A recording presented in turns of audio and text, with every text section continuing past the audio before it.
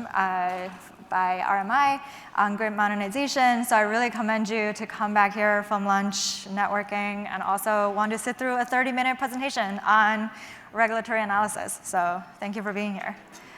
Just in case you haven't seen me on stage before, my name is Fei Wang, and I am a senior analyst on the Grid Edge practice. So normally I cover customer energy management. You probably saw my presentation yesterday about how customer-side resources are contributing to grid flexibility. And over the last few months, I have also been looking at how different states are approaching alternative rate making when it comes to electric utility regulations.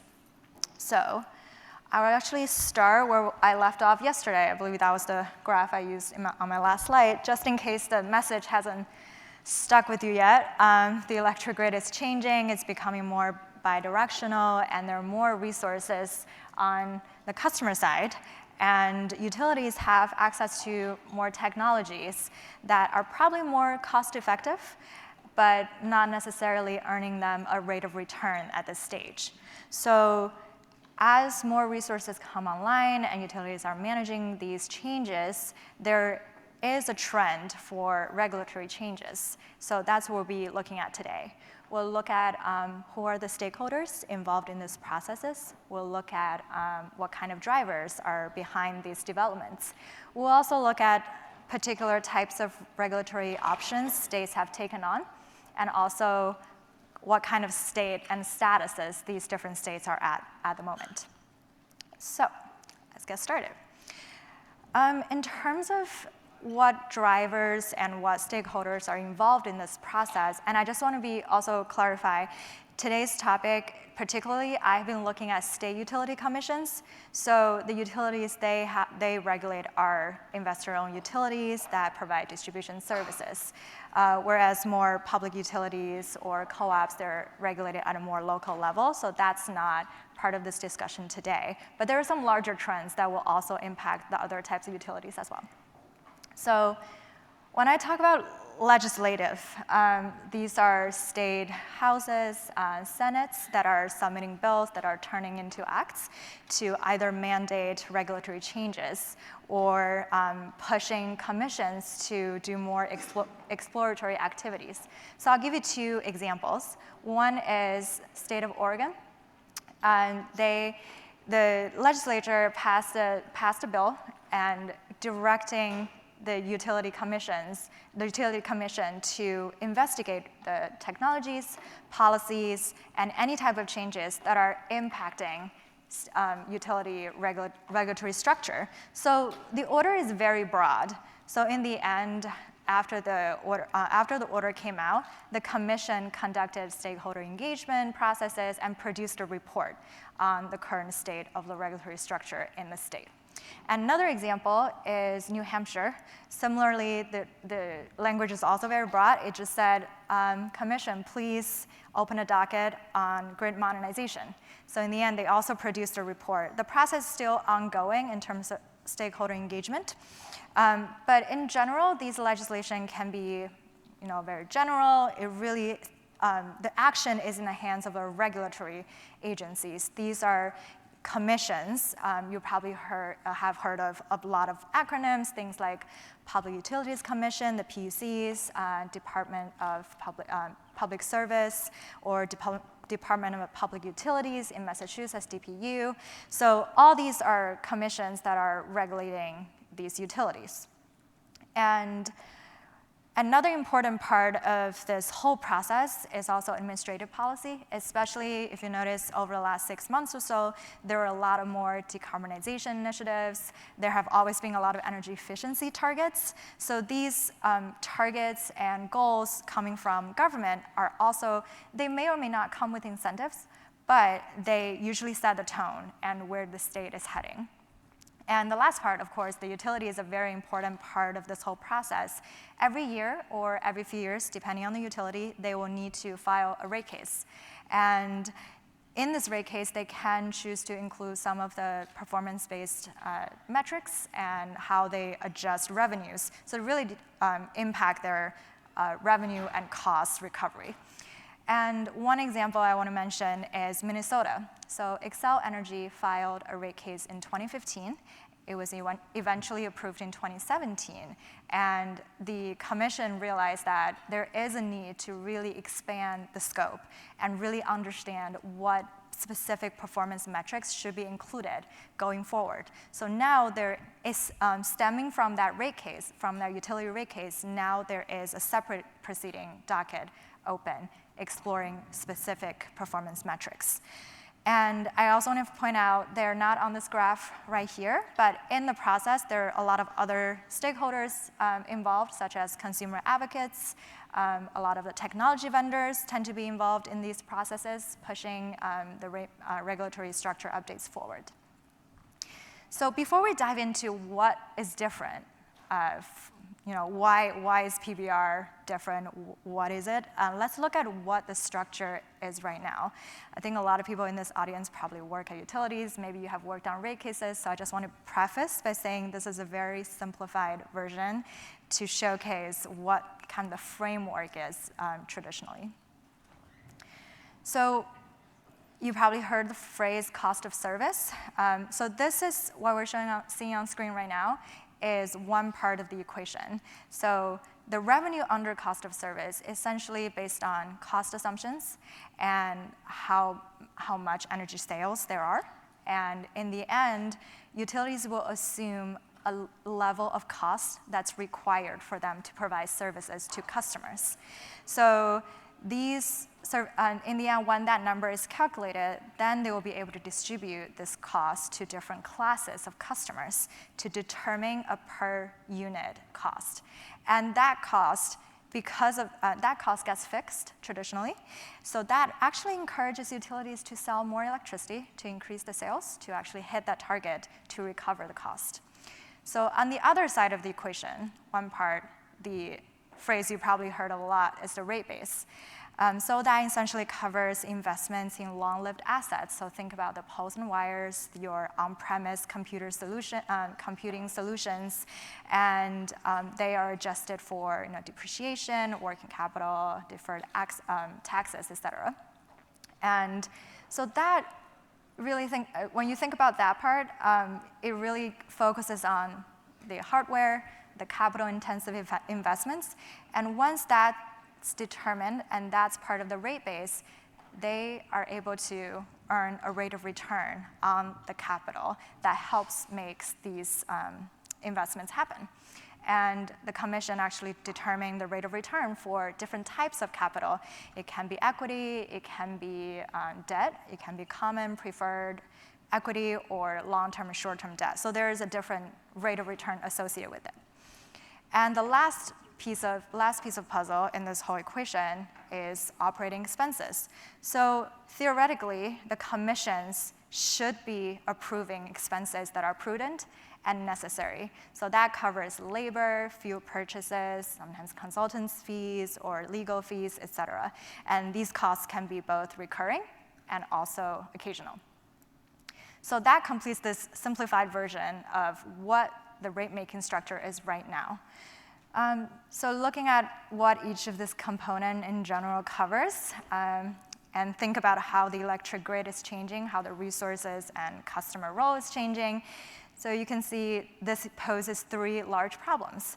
Because, and I'm sure you have some exposure to how long these utility regulation documents are, how many comments and reply comments are in each proceeding. There can be hundreds and thousands of pages to read.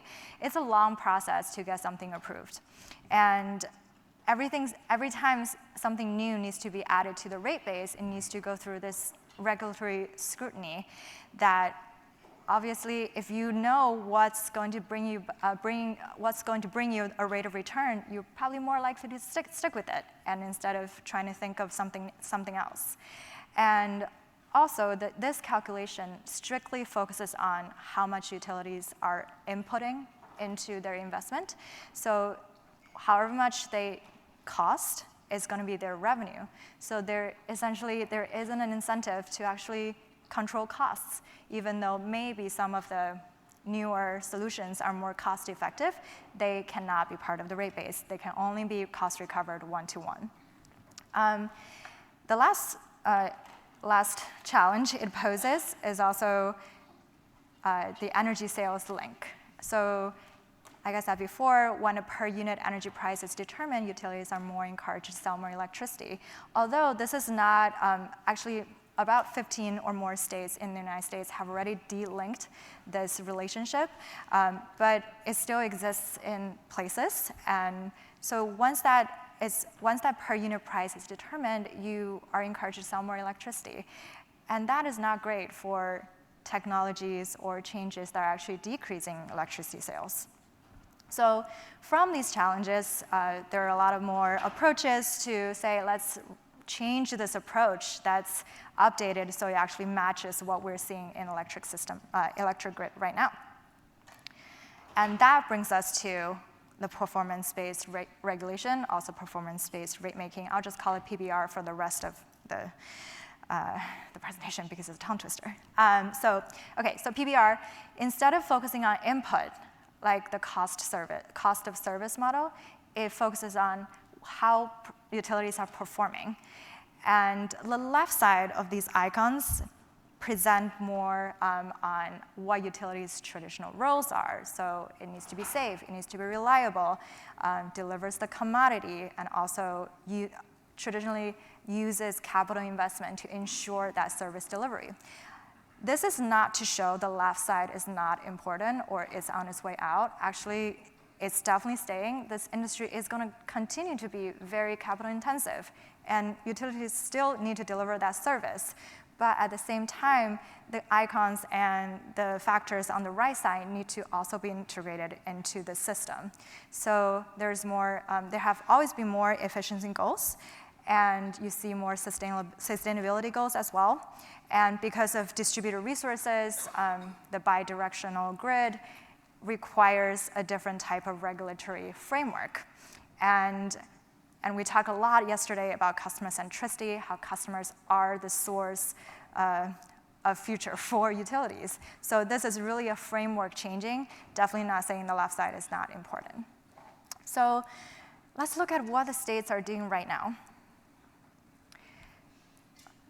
So I was putting together this map at the end of May. I believe I started with 15 states a few months ago, and more just kept coming in.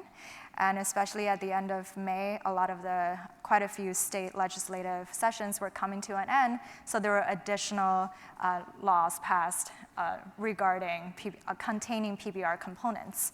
So I also want to point out, such as examples are, sorry, I didn't mean to disappear the rest of the US, it's just the color is a little different, just tiny bit of different, but you can see everyone actually has activity. So I have categorized either legislation or regulatory updates or utility cases. So states like Nevada and Colorado literally passed law at the end of May, last week of May, containing PBR components, or part of a general larger efforts for utility regulation. And I do want to point out Pennsylvania. That's the one rare case where the commission was conducting a proceeding and has a docket open. There are comments and reply comments that's been going on for a while. Then last year, the state legislature passes a law saying, we have approved, you need to do alternative rate making. So that really threw a wrench into the whole regulatory process, actually. I haven't really seen updates from Pennsylvania since August 2018, so I'm looking forward to seeing what's going to happen with them now. There's some kind of confusion, conflict between what the state legislature is saying and what the commission is doing. And in terms of utility rate cases, I think it's interesting to see what utilities are active on this map. So there is Minnesota Xcel Energy, there is Eversource and National Grid in Massachusetts, National Grid in Rhode Island, and also Pepco, an Exelon subsidiary in DC. So all these are large investor-owned utilities that have service territories outside these four areas. So I'm not going to be surprised if they are going to continue to have additional activity going forward. So that was sort of what previously what drivers are and what prompted these developments. This map represents where the states are. So let me just explain kind of the legend a little bit. When I say it's early exploration, maybe they just passed a legislation or they have produced a report, but no further activity. When it's initial stakeholder engagement, I'm also counting interactions between stakeholders and the commission, just in a very traditional way, a lot of filing of comments and reply comments. Maybe sometimes there is a public workshop, but to be speaking there or to become an expert, to give testimonies is actually a very, you need a lot of qualifications to go through that process. So it's not entirely a democratic, very open process. And when you talk about advanced stakeholder engagement, there are 2 states that qualify. One is Hawaii, and one is Minnesota. Hawaii is probably a state that everyone should be looking at if you're just a little bit interested in PBR, because they're certainly doing a lot of innovative things. Just a little bit about Hawaii. We'll go through a case study in a little bit, but Hawaii is currently going through a process assisted by Rocky Mountain Institute, who just conducted the workshop earlier today as well, to really engage different types of stakeholders in open workshops. Some of the videos are actually available online if you would like to watch it. I find them very interesting because the start of the workshop is actually not about what is a utility, what do you do, it's really about how to listen, how to have a conversation, how to have discussions, how to come to consensus in this process. So I do think that's important. That's something I don't think a lot of other states have done. Similarly, Minnesota is also going through the stakeholder engagement process assisted by Great Plains Institute. So I'm seeing a little bit more activity from third-party organizations being deep in this process and trying to figure out how to build consensus and come together and put together a new regulatory framework for each state. And for the implementation part, a lot of them are rate cases that are already approved or even received a second-year adjustment or approval. One thing I do want to talk about is New York, because when we talk about regulatory changes, people probably think about, oh, REV, obviously that's a big target. What I found is there's one particular part of REV requires investor-owned utilities to file performance incentives. A lot of them do file these incentives regarding energy efficiency or customer engagement separately, but together, I think back in 2016, they filed together this performance incentive focused on interconnection earnings adjustment mechanism, meaning helping customers who have distributed resources to interconnect better. And if they do a good job, they can get some financial reward. If they don't do a good job, they will not. But this proposal was put forward in 2016. But throughout the 2 years of opening this docket, and a lot of files have been gone in, but at the end, they decided not to pursue this particular incentive, because even though they were having a lot of interconnection issues before, they claimed that they found other ways to manage this issue. So even all the utilities came together and tried to file for this, try to tackle this issue. It ended up not being part of incentives at all. So I do think that's important to point out, even though, and on the other hand, REV is still going forward in terms of the distribution system platforms and planning and deploying projects on that end. And last one is conclusion of inquiry. So the only 2 states that qualify as that is Texas and Oklahoma. They essentially said, okay, we'll look at what alternative rate making means. And after the early exploration, they said, well, not now, maybe sometime later. So they decided not to pursue. So you can see these states really have very different stages. Most of them are still at very early stage trying to understand what this means, and some of them really are just at the point where the legislature had made some progress. So those are the progresses. Now let's look at what specific regulatory options people actually have when they want to take on PBR. So I took this from Hawaii's Public Utilities Commission staff report. They are in the process of trying to figure out what specific metrics to design and how to adjust revenue.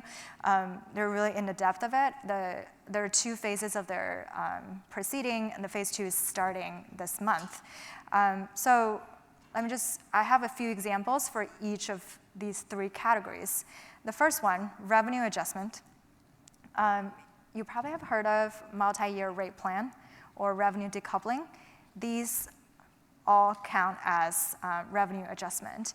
So multi-year rate plans, instead of filing for a rate case every year, utilities can choose to file maybe 3 to 5 years. One, it decreases administrative burden because it does take a long time to file a rate case and does take a long time to approve. I think it's 9 out of 12 months. I believe that's like the average. But at the same time, if you just file once and every year after, you can automatically adjust the revenue, it also does not entirely depend on how much investment you're putting in. So this is also an important mechanism to move away from the capital investment bias. And when it's, then the second category is performance mechanism. There are 3 types of mechanism under this with different levels of enforceability. The first one is just metrics, basically saying utilities, you have to report how you did, but there are no consequences. We just want to know how you did. We just want the numbers out there on an annual basis.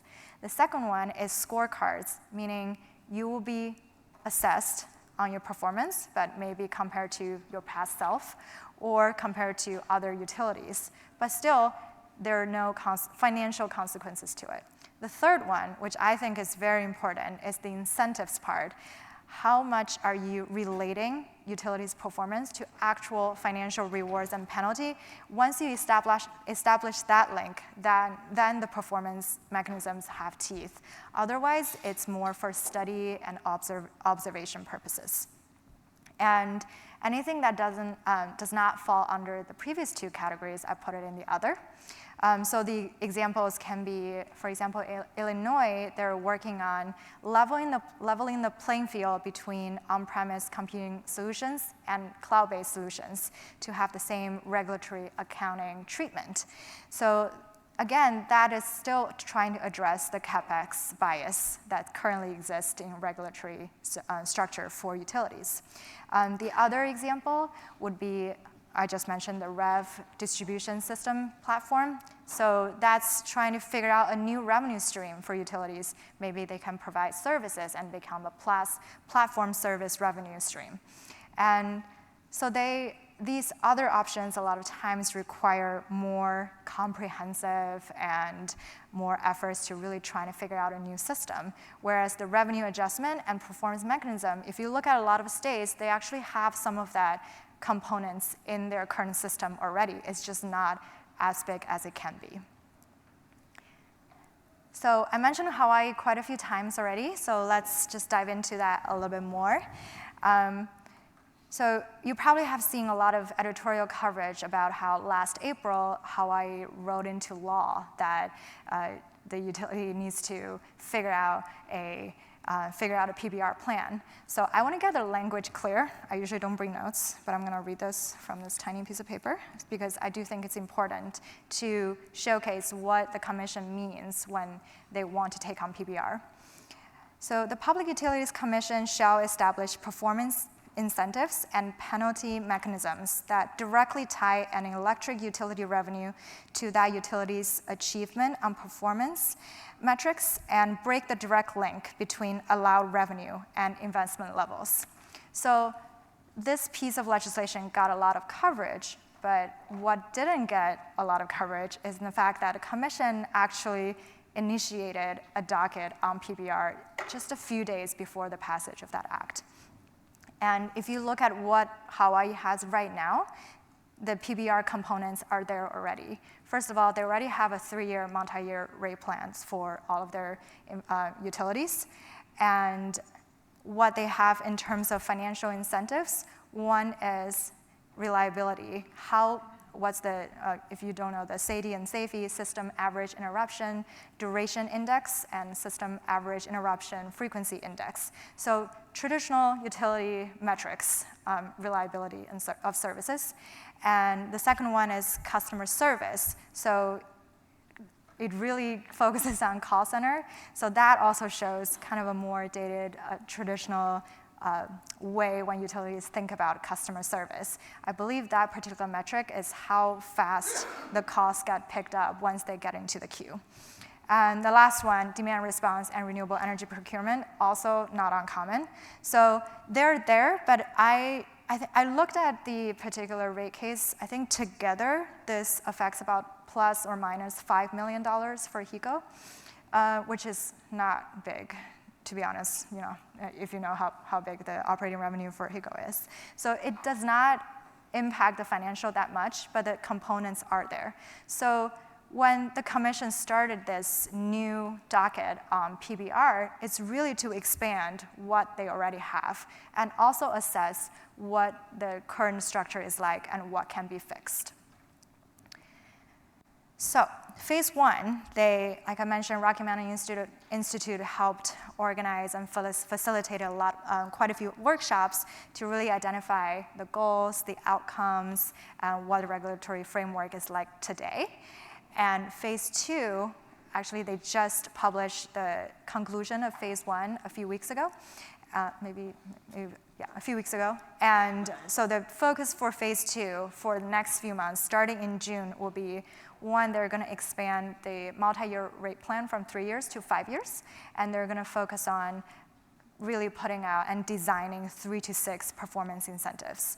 So to me, this is probably the most important phase, and also might set a great example for the rest of the country, for any states who want to tackle this issue, because you need to look at how, what exactly those incentives are, what the financial reward or penalties are, and what is the actual standards for these performances, and what they actually cover. Is it more customer focused? Is it more environmental benefit?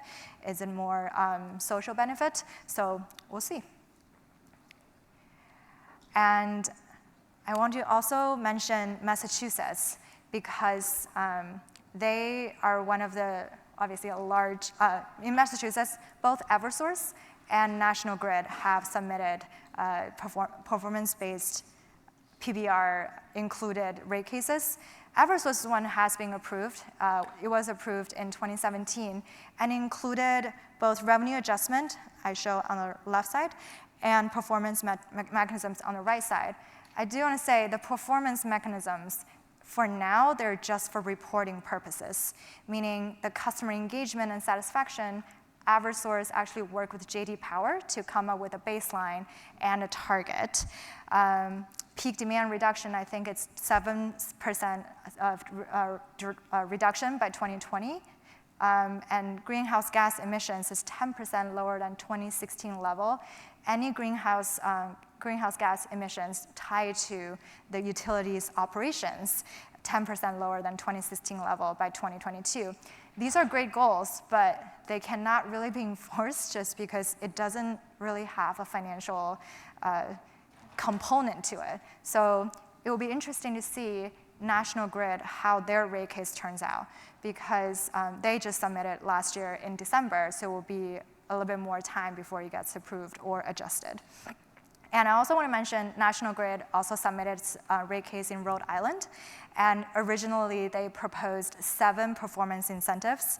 But in the end, only 1 was adopted. The other ones are just for tracking purposes only. So that brings me to sort of, when I look at all these different states, sure, we have 19 states and DC all interested in this particular type of regulatory change.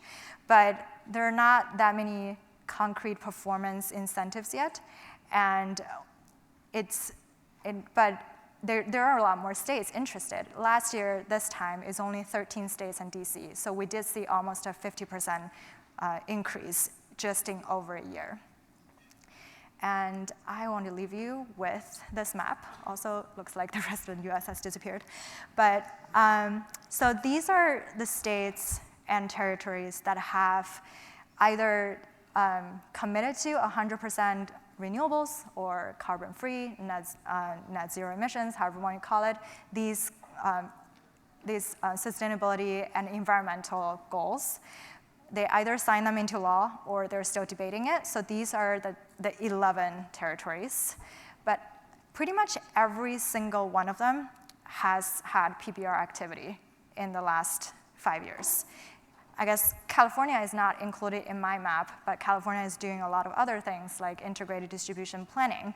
So to me, PBR is really one part of this larger grid modernization umbrella, and we'll continue to cover this area.